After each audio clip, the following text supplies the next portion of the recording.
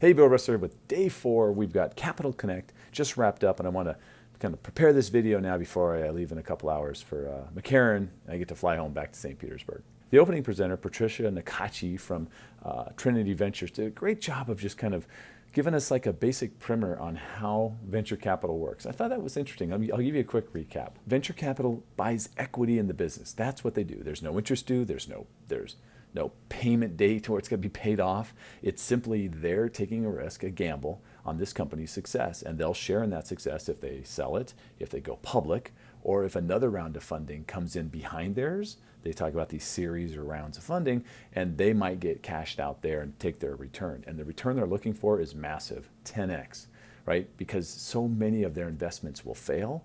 No matter how hard they research everything, most of them fail. So they're always really looking for these massive, big returns, and that's why it's such a risky business. Dave Eisenberg of Zig Capital also spoke, and he talked about this new group of investment firms, venture capitalists, that are focused specifically on real estate tech. Prop tech is what they call it, as opposed to, say, fintech, financial services tech, or some other category of companies that venture capitalists invest in. And his company, Zig Capital, has a $100 million fund that they put into companies based on their analysis and their hope that they can help this company accelerate their growth with this money to get them profitable, or get them to a place where they're acquired, or get them to a place where they can go public, and they can then make that massive return on their money. The highlight of the Connect session for me, though, was Paul Levine. He's with Sapphire Ventures, and he gave us these 4 trends to watch for going forward over the next 12 months. Number 1, the iBuyer. We know that, right? The fact that speed and convenience and predictability far outweigh for a seller, open houses and renovations and uncertainty, that sellers will pay a premium. It's almost a premium service to work with an iBuyer, because of the value you get of taking away all that uncertainty. That certainty and convenience factor has a cost, and obviously people are willing to pay it. But this was interesting. Morgan Stanley did this research, deep research, into what percentage of home sales annually will go to iBuyers over the next 10 years. We've heard some crazy numbers, upwards of 25%, but Morgan Stanley's analysis came back and said, because iBuyers work in a very specific range, they don't work in the really low-end stuff, and they don't work in the luxury end, they're right in the middle, that their prediction came out by 2030, it's a 5% penetration, which really shocked me. And he said he feels Morgan Stanley might be off or might be low. He wouldn't be surprised if it was higher, if it was 10 or 15. But even then, if it's higher, it's still even lower than the number of the 20% mark, which is how many homes or investment properties typically in a given year. So it still leaves that 80 to 85% of homes that are still sold the traditional way with a realtor.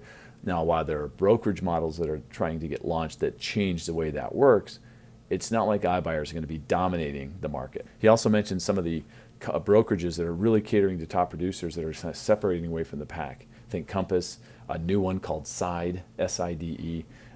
And Side's numbers were staggering. The way they build their brokerages, their average sales price is $1.1 million, and the average transactions per realtor is 30. Compare that to EXP's. The average sales price is $265, and the average transactions per year per realtor at EXP is 4.6. So he said, watch this trend. You're going to see this bigger separation of the rich getting richer, I guess we'll call it, and pulling away from the rest of the realtors in the country. Number 3, housing affordability. It's still an issue. And some of the companies out there doing some creative financing are Ribbon, Knock, Zero Down, Fly Homes. These are companies that will help you purchase your next home, pay cash, and then help you sell your home, and they tie it all together and even help you get the lending. So you don't have to sell your house first, take the proceeds to help buy the next one. They fix that problem for you. Once again, frictionless, convenience, words they love to use with those companies. There are also rent-to-owns and fractional ownership companies. We talked about those before, but just very creative ways for people that don't have the required down payment, but do have the credit and the income to get them into a home for, once again, a small premium, but they don't have to come up with that 20% down. And finally, the real estate transaction. He had a great slide, and he broke it down, and he said that the search for homes and the search for realtor has been solved by Zillow, Realtor.com, Redfin. That part they've taken care of, and they're like at add them all up, they're $8 billion worth of company annual income, right? Revenue.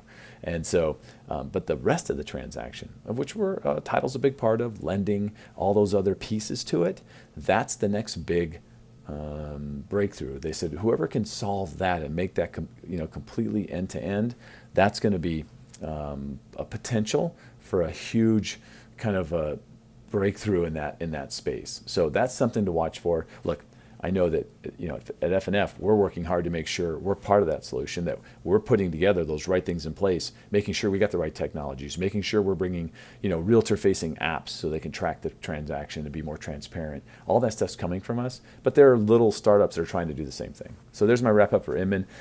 Done here. Like I said, I'm leaving my flight leaves in 2 hours. I can't wait to get home, and I'm going to be putting together a brief 45, 55 minute kind of recap of Inman, going deeper into some of these things we've talked about in these videos. So if you're interested in seeing something like that, make sure you talk to your sales executive. We'll get it on the calendar. I can't wait to get back and show you all the cool stuff that we picked up while we were here. Thanks for tuning in, and we'll see you soon. Bye.